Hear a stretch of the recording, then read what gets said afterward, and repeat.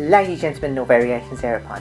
Today I'm coming to you from the Midnight Throne, where I'm going to impart unto you the ancient knowledge of how to turn a mundane gift into an excellent one and win Christmas. Now, there's a common misunderstanding that Christmas isn't a competition and can't be won, but it is. Everything's a competition, or that you win Christmas by getting the best gifts. But that's wrong.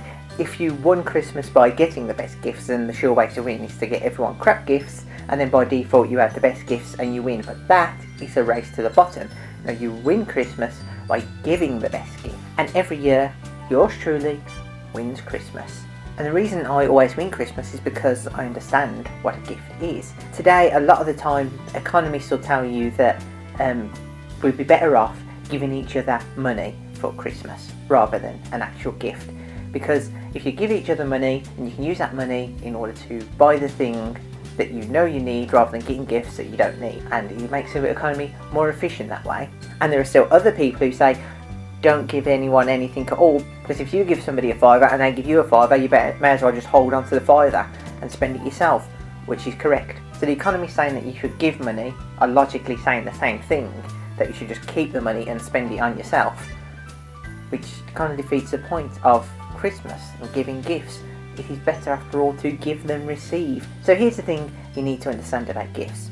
If someone gives you a gift and then your house burns down and the gift burns with it, do you still have to thank that person for the gift?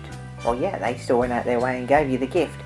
So the gift itself isn't necessarily the object, because even though the object is gone, you still owe the gratitude to the person. Why do you owe the gratitude to the person? Because they've gone out their way for you. A gift then can be thought of not as the object itself or the thing that's been given. The gift is rather the other person saying, I care about you. You're worthy of my time and the resources I spend on this gift. And so a gift shows another person how much you care about them.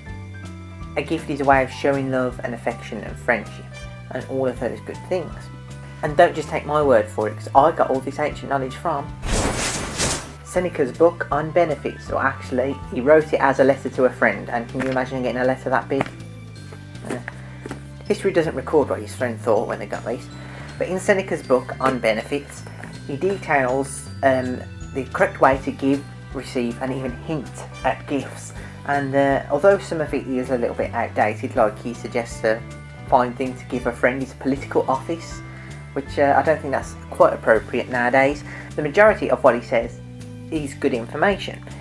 If you want something, there's a proper way to hint at it. If somebody doesn't return a gift, the appropriate response is to buy them another gift and let them know that you're still thinking of them, because it might be that they've just forgotten and it slipped their mind and they're not necessarily a bad person.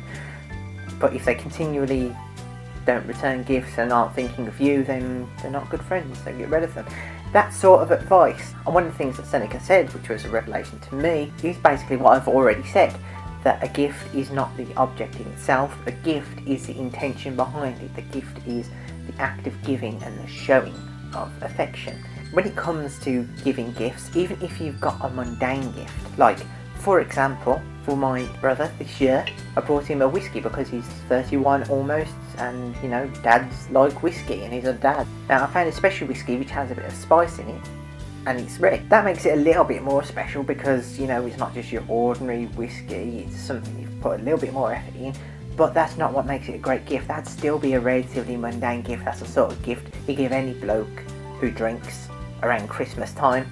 The way that you make it a great gift is to show through that gift that you understand that person, that you recognise that person, and that person means something to you. And you do that by connecting that gift, that mundane thing, to something personal. And I hope my brother doesn't see this, otherwise he's going to know what he's getting for Christmas. My brother's favourite Disney movie is The Emperor's New Groove. So, in order to make sure that this gift is a personal gift to him, what I've done is remove the label from it using some elbow grease and water, and then applied my own label, because it's a red drink. And because it's a red drink, then if you put a label on that makes it look like a skull, but then you fold it up and it's a llama, then it looks surprisingly similar to the sort of drink that was used to poison Cusco. A llama? He's supposed to be dead! So my giving my brother that gift, it's a mundane gift with a very slight alteration. It's a bit of paper with some pen drawn on it and stuck to the front. It's not that much extra effort, but it shows that I understand my brother, that I know him, I know his favourite movie, and shows that I care, and that turns that mundane gift into something good. Because remember, the gift is not the object, the gift is the act of giving. And the best act of giving is the one that's personal to the person. So if you're giving jewellery to someone, jewellery is a fairly mundane thing. It can be expensive, it can be cheap jewellery. You might not have the resources to buy expensive jewellery, but in order to make that jewellery a good gift, no matter how expensive it is, you need to connect that jewellery to something personal to that person.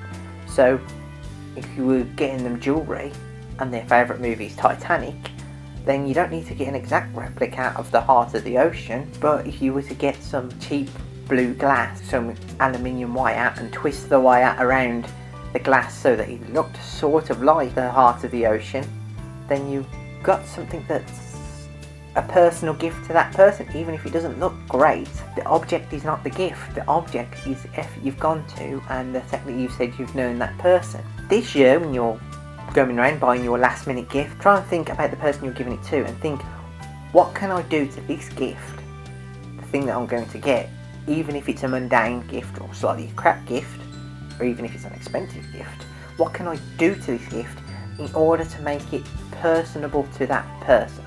Let's make gifts great again and put some thought and effort into them. You don't have to be a maker. And it's not quite Christmas yet, but Merry Christmas if you celebrate it. If not, Happy Hanukkah, cracking Kwanzaa, Randy Ramadan, I don't know. Whatever you're celebrating, may you have a very merry festive season.